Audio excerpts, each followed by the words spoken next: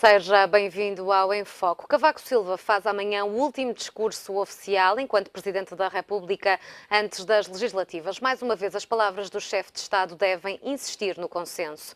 Há 8 anos que, no 10 de junho, Cavaco Silva pede um consenso político alargado. A primeira vez foi em 2007. Em 2009, ano de eleições, fez também um apelo contra a abstenção e pediu uma visão estratégica de longo prazo. Em 2011, a Troika já estava em Portugal, o governo de Sócrates tinha caído e Passos Coelho era primeiro-ministro. Nesta altura, Cavaco evitou as mensagens políticas e focou-se nos problemas do interior do país. Em 2012, centrou a mensagem no orgulho nacional contra o pessimismo. Em 2013, quando Portugal se preparava para a saída da Troika, o Presidente alertou para os desafios pós-programa. No mesmo ano, tentou forçar um compromisso de salvação nacional. Já no ano passado, Cavaco endureceu os avisos e pediu prudência e realismo na política para evitar os erros do passado.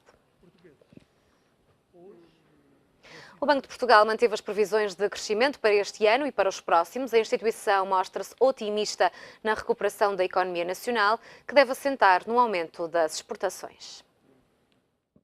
O Banco de Portugal continua a mostrar-se confiante na evolução da economia portuguesa, segundo as previsões publicadas esta segunda-feira. O regulador manteve as estimativas divulgadas em março. O PIB deve crescer 1,7% este ano, para depois avançar até 2% em 2017, um valor próximo do nível anterior à crise. Portugal mantém-se num ritmo de crescimento próximo do registado na zona euro. O Banco Central prevê um aumento do excedente externo nos próximos anos e reduções lentas dos endividamentos privado e público. As exportações vão continuar a impulsionar a economia nacional, com um crescimento robusto nos próximos anos. A entidade liderada por Carlos Costa estima que as vendas para o estrangeiro possam ter um peso de 46% no PIB dentro de 3 anos, o que compara com o peso de 32% que tinha em 2008. Fora destas perspectivas ficam as exportações para Angola. No primeiro trimestre caíram mais de 23% para os 552 milhões de euros, naquele que foi o pior resultado desde 2011. E, segundo o Banco de Portugal, não devem recuperar este ano. Por outro lado, a instituição reviu em alta as estimativas de crescimento do investimento para 2015, que devem ter impacto no aumento das importações. Ainda assim, o Banco Central mostra-se preocupado com o peso de 17% que o investimento deve ter no PIB em 2017, menos do que em 2008. Apesar de não publicar previsões para a taxa de desemprego, o regulador acredita que o indicador deve registar uma redução progressiva. No Em Foco de hoje são convidados o advogado Garcia Pereira e o deputado do PSD André Pardal. Muito boa tarde aos dois. Começaria por si, Garcia Pereira. O Banco de Portugal manteve aqui as previsões de crescimento para Portugal para este e para o próximo ano. Está otimista com a recuperação da economia. Já no que diz respeito ao desemprego, Portugal continua a apresentar a segunda taxa mais elevada entre os países da OCDE. Que comentário em termos da situação nacional faz a estes indicadores? Bom, boa tarde, antes de mais. O primeiro comentário que eu faço é que nós nos devemos deixar de tretas relativamente a esta história dos números, porque trimestralmente ou mensalmente nós assistimos a este truque de saírem cá para fora uns números que dão a aparência de que a situação económica do país está a melhorar. Ora, é no final do ano, com os números todos do ano, é que nós vamos ver qual é verdadeiramente a situação do país. E a verdade é que quem conhece o país, o seu dia-a-dia, verifica que não há melhoria económica nenhuma. Nós somos um país que não produz praticamente nada, somos um país que está completamente de pantanas, que não tem nenhuma perspectiva de desenvolvimento estratégico, está completamente amarrado ao pagamento da dívida e à lógica da pertença ao euro, que está, portanto, barrado na adoção de qualquer medida de desenvolvimento da atividade económica e de combate ao desemprego, que é, de facto, uma chaga enorme. Já agora, sublinho também que, enfim, a maior parte dos economistas reconhece que só é possível ter um impacto positivo no combate ao desemprego com um crescimento económico superior a 3%. E as próprias previsões do banco dirigido pelo amigo do governo, que o governo acabou de nomear novamente para responsável máximo do Banco de Portugal, depois da vergonha que foi a sua intervenção no caso do BES, não aponta para nenhum número que sequer que se aproxime disso. E quanto ao desemprego, é um daqueles casos óbvios e evidentes do que é a manipulação da opinião pública, na medida em que nós temos estatísticas oficiais a pretenderem apresentar como a realidade como sendo de menos de 700 mil desempregados em Portugal neste momento, quando o número real dos desempregados é o dobro. Só que este governo, sobretudo este governo, aliás, seguindo uma técnica que já tinha começado a ser seguida pelo governo de José Sócrates, com os apagões oportunos no final de cada trimestre de desempregados, por medidas puramente administrativas, como aliás este governo está agora a fazer, através do envio de avisos por via postal simples, a que se as pessoas não respondem são automaticamente excluídas digamos, do número dos desempregados, mas a decomposição do conceito de desempregados em N subcategorias, de forma a esvaziar o número. E, portanto, nós temos neste momento inativos disponíveis, e temos inativos desencorajados, e temos inativos ocupados, e temos inativos doentes, e se somarmos isto tudo mais o chamado subemprego visível, isto é, as pessoas que têm apenas ganchos, mas que são reais desempregados, nós temos um número superior a desempregados fora das estatísticas oficiais àqueles que dela constam. Isto é superior a 700 mil. Portanto, um país com 1.400.000 desempregados, em que a grande maioria dos trabalhadores ganha abaixo, não é do salário mínimo nacional, é do limiar mínimo de pobreza, onde temos 2,5 milhões de pessoas abaixo desse mesmo limiar.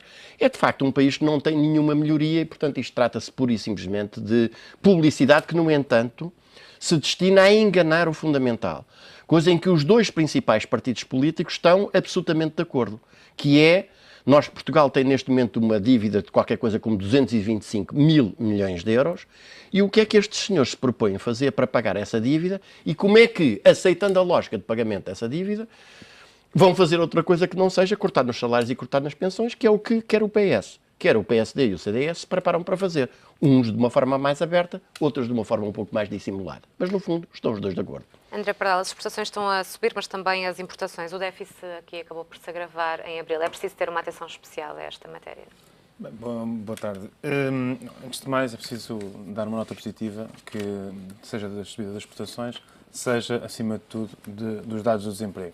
Nós sabemos que os últimos anos foram uns anos muito difíceis para todos os portugueses e, especialmente para quem está desempregado, os números de 13% atuais, que apesar de serem mais baixos do que o pico de 18% há 2 anos e meio atrás, continuam a ser muito elevados, e independentemente de serem menos de 700 mil, são sempre muitos portugueses, ainda particularmente jovens, desempregados, mas de situação muito grave.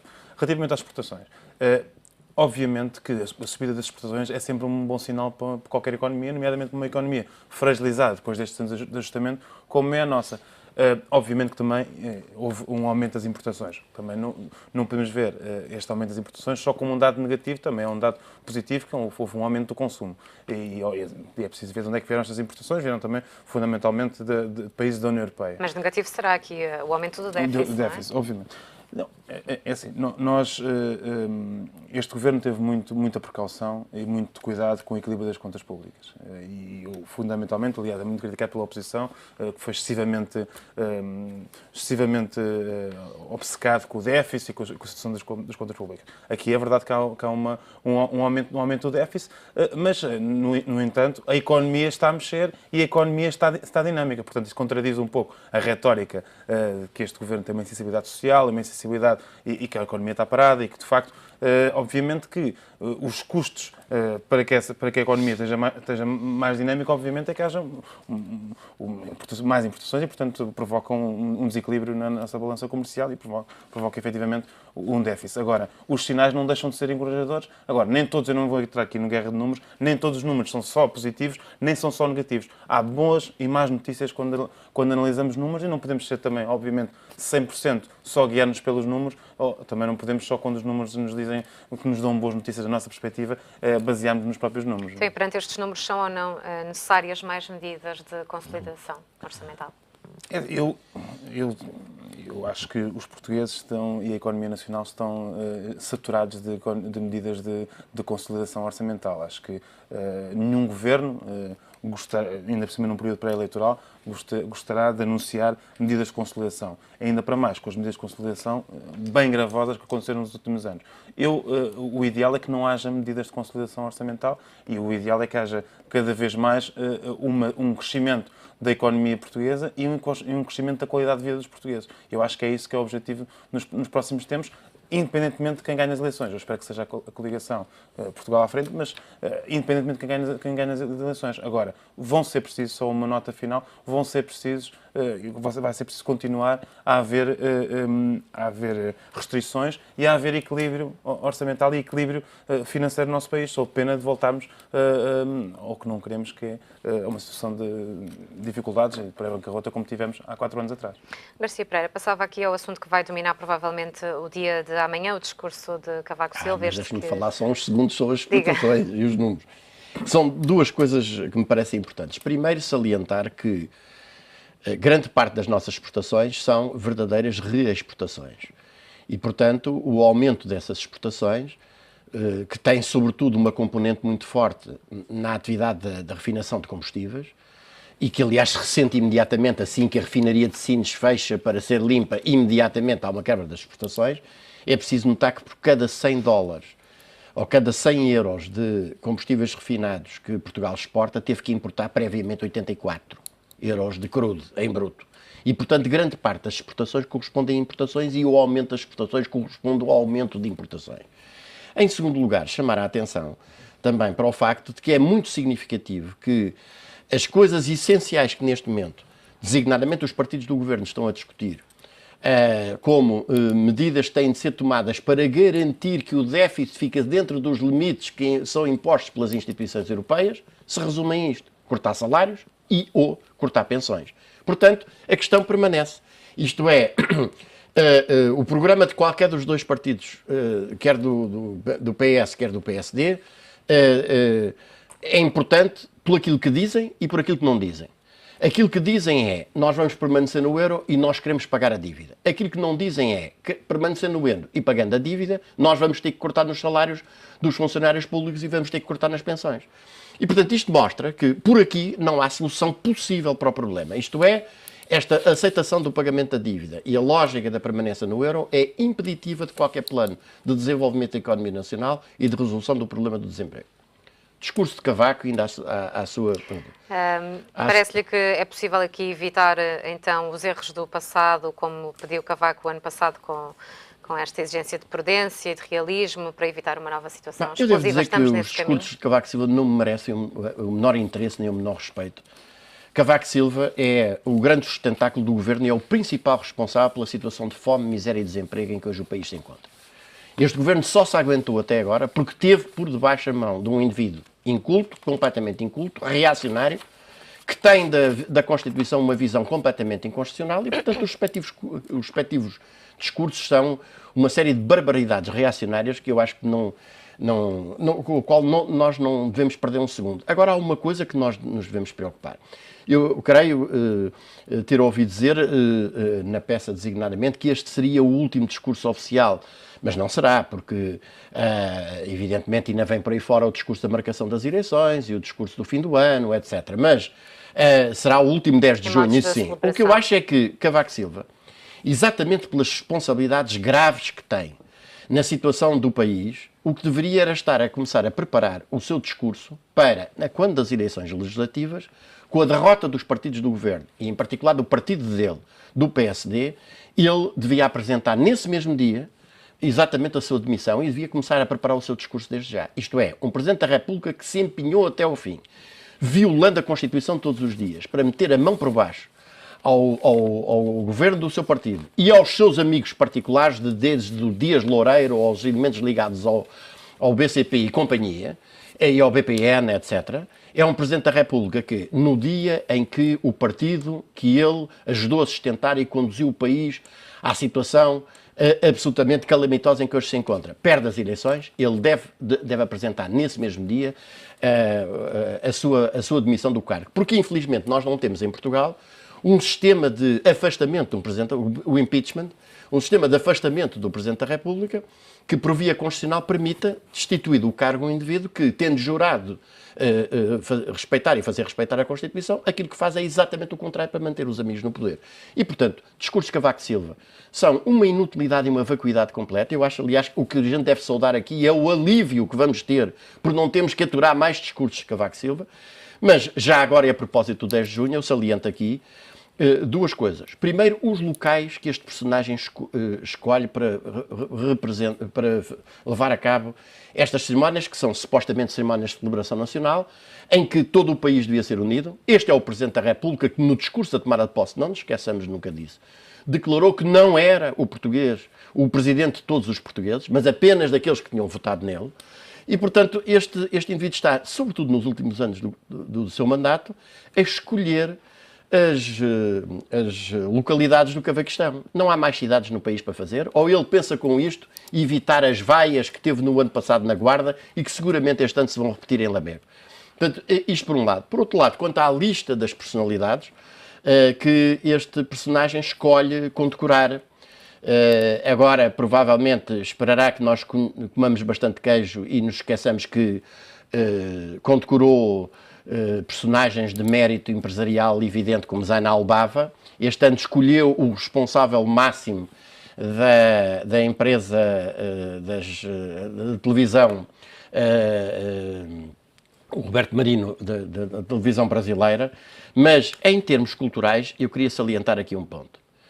Morreu em 25 de março deste ano Herberto Helder, que é um dos maiores poetas da nossa literatura e de todas as literaturas do mundo.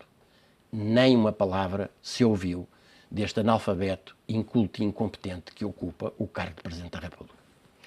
André Pardal, o que é que espera deste último discurso oficial de Cavaco Silva?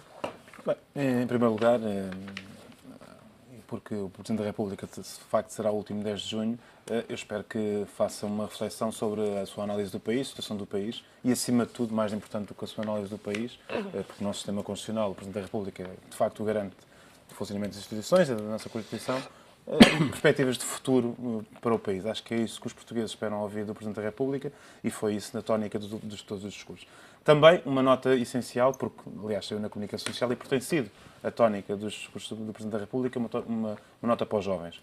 Ou seja, palavras de esperança. Os jovens, como eu referi há pouco relativamente ao desemprego, foram bastante afetados por esta crise, através do desemprego, através da imigração, dois flagelos que afetaram muito os jovens, e o Presidente da República, através de conferências internacionais, discursos, mas também de estudos que encomendou, seja em 2007, seja este ano, sobre os jovens, espero que haja uma palavra aos jovens.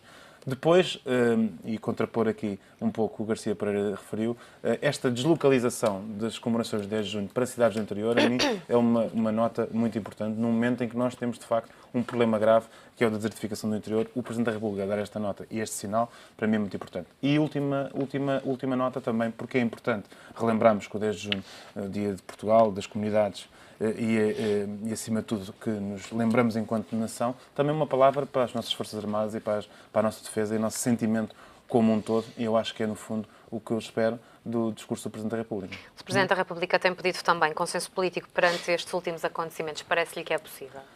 Eu acho que o Presidente da República, outra nota que também é recorrente nos discursos, não só nos discursos, como na tentativa de ação, pelo menos na tentativa, é do consenso político. Os partidos, infelizmente, nos últimos tempos não têm, e todos eles não têm contribuído muito para o consenso, salvo raras exceções, nomeadamente reformas fiscais. Essa nota do Presidente da República, ainda por cima, a pouco mais de 3 meses ou 4 meses das eleições legislativas, deverá ser muito importante e pode funcionar muito como reflexão e como chamada de atenção para os próximos meses, que vão ser, independentemente dos resultados, muito conturbados no nosso país, e porque o próprio Presidente da República entrará numa fase constitucional de poderes presidenciais reduzidos com o aproximado do seu final do mandato. Garcia Pereira, o consenso parece que não tem sido possível, mas existem aqui várias críticas, tanto ao PS como à coligação, de apresentarem uma colagem nos seus programas eleitorais e que formam aqui um verdadeiro bloco central, concorda? Que formam um bloco central é inegável. O apelo aos consensos e à estabilidade. Bom, nós tivemos 40 anos de estabilidade antes do 25 de Abril e depois disso tivemos 2 períodos de estabilidade, 10 anos de maiorias absolutas, uma das quais com aquele que está hoje na presidência da República. Eu acho que de facto está tudo virado neste país e as pessoas já nem sequer atentam muito como é que é possível, por exemplo, que o principal responsável, o coveiro de todas as atividades de Portugal ligadas ao mar tenha a suprema lata de aparecer agora como uma espécie de paladino e defensor das atividades do mar. Portanto, isto em matéria de política, nós atingimos o grau zero e faz-se apelo ao total apagamento da história e ao branqueamento da história. Cavaco Silva é o principal responsável pela extinção da Marinha de Comércio, da Marinha de Pesca, de tudo o que eram as atividades ligadas ao mar. E agora aparece com o mel das latas, é o principal responsável pelo bloqueamento do futuro aos jovens. E agora aparece a fazer conversas aos jovens. O apelo ao Bloco Central, atenção, é o que há de mais perigoso para o povo português. E é preciso dizer isso com toda a clareza. Porque a situação mais perigosa que se pode desenhar nestas eleições é o PSD e o CDS perderem as eleições e serem castigados, de facto, pela política antipopular que aplicaram de uma ponta à outra ao serviço dos credores estrangeiros, em particular da Sra. Merkel. Mas o PS do Sr. António Costa é o Hollande português e, portanto, não tem, relativamente às questões fundamentais, posições diferentes daquelas que têm o PSD e o CDS. E, portanto, se o PS do Sr. Costa ganha as eleições, nós o que podemos esperar, até a partir do programa que ele apresentou, é que no dia seguinte esteja a fazer o mesmo que o Sr. Hollande fez, que foi meter-se no avião e prestar vassalagem à Sra. Merkel e garantir-lhe que a dívida será inquebrantavelmente paga, nem que isso custe transformar ainda mais os portugueses num povo ainda mais esfarrapado, ainda mais fomeado, ainda mais desempregado. E para esse plano ser levado a cabo, é absolutamente essencial destruir o que resta da Constituição. Como para isso é preciso uma maioria qualificada, aí o PS e o PSD entendem-se, revêem a Constituição e acabam com o resto dela. E, portanto, é muito importante salientar que a alternativa para o desenvolvimento do país passa por uma via completamente diferente, que é uma via de unidade de todas as forças democráticas e patrióticas para imporem um governo que rejeite a lógica do pagamento da dívida, da aplicação das medidas de austeridade e da continuação da integração no euro, que nos coarta completamente, não apenas a nossa independência financeira, mas também a independência política, e que aplique um plano de desenvolvimento da economia nacional assente nas nossas vantagens competitivas de partida, desde logo a nossa localização geoestratégica, desde logo o nosso mar. E sobre o mar, queria só concluir dizendo o seguinte: o governo do PSD e do CDS está neste momento a negociar com as autoridades europeias a definição e a aplicação de um conceito de mar europeu, mar azul, que significa a perda de soberania dos vários países que compõem a União Europeia relativamente aos seus mares nacionais. Significa a expropriação e o confisco a um país para o qual o mar é a sua principal riqueza, como o nosso, para entregar à Sra. Merkel e companhia. E foi essa a razão porque um país como a Islândia, depois de ter apresentado a sua candidatura à União Europeia, apesar de ter um governo de direita, mas que é, ao contrário do nosso, um governo patriota, retirou essa candidatura quando verificou que aquilo que estava a ser feito era expropriar-lhe o mar. Ora, nós temos hoje Miguel Vasconcelos, na União Europeia e aqui, a negociar a venda ao estrangeiro da nossa principal riqueza, que é o mar. André Pardal, concorda também com estas críticas de que não existem diferenças entre ambos os programas? Não, discordo totalmente. Eu acho que nos últimos anos, de facto, muitas vezes se falou nessa proximidade. Eu discordei sempre. Agora, neste momento, estão perfeitamente fincadas as diferenças entre uma e outra proposta colocada. Proposta ou projeto de proposta que estão colocados aos portugueses. Eu acho que, de facto, desta vez, acima de tudo, as diferenças estão explanadas. Estão explanadas ao nível da resolução dos problemas que o país tem, ao nível da resolução ou mais interventiva em termos económicos ou menos interventiva em termos económicos, na resolução do pagamento da dívida, do equilíbrio das contas públicas que a coligação assenta a sua proposta e da forma como serão executadas e também da forma como os portugueses poderão analisar estas suas propostas. E eu acho que, ao contrário do que disse o Garcia Pereira, desta vez, de facto, há duas propostas e eu também sou completamente contrário à questão do Bloco Central, porque acho que o Bloco Central também é prejudicial para o nosso país. André Pardal, Garcia Pereira, muito obrigada por terem estado presentes no Em Foco, que fica por aqui, que regressa amanhã com outros temas em análise.